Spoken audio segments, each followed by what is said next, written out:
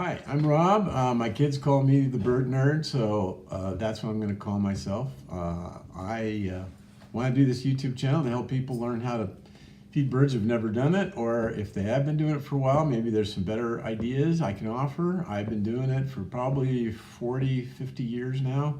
Started when I was a kid, growing up in Southern California. The only wildlife that I was ever going to see in my backyard were birds, and I loved animals, and so I started learning how to feed birds. There's a lot of tips and a lot of things that people don't realize when they buy stuff at the store, when they're trying to figure out what the birds are that are in their yards. So I hope my channel will be helpful, and just going to do a variety of things. So thanks for watching. Okay, how do you know what kind of bird food to put out? Well, the obvious answer is you need to know what kind of birds are in your yard. An easy way to start this series of books called Backyard Birds of, and I live in Utah, but they have one for almost every state now. I know they have them for California, Colorado, and Idaho, I think. And this is a great little book. It's a little paperback, and the nice thing is it has a picture, and then it also has a map showing you where the animals live, and to see if they're in your part of the country.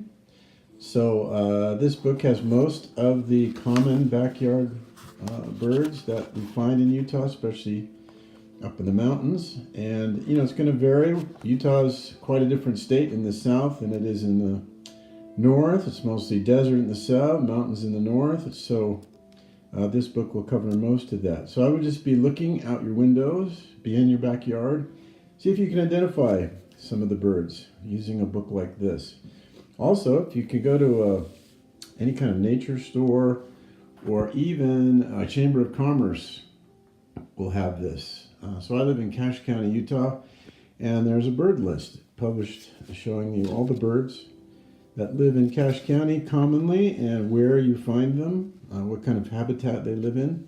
So this is very useful to help you figure out the birds that are in your area. There are tons of field guides out there. This is my favorite. Had it for a very long time. This is the 3rd edition. None of those other things are going to tell you every bird, but they're going to help you. This shows you every bird in North America. This is an older edition. It's out of print now, but the thing I like about it is I really like the paintings, and I really like the range maps.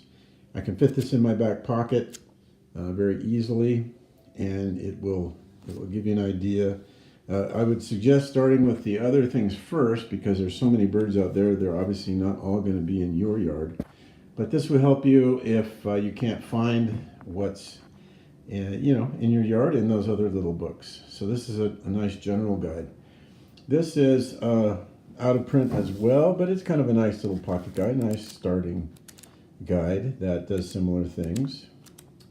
There's a debate about whether paintings are better or photographs, and the obvious positive of photographs is that's what they really look like. But individuals vary a lot, and so the photograph you're looking at may not quite look just like the bird that you're seeing out your window.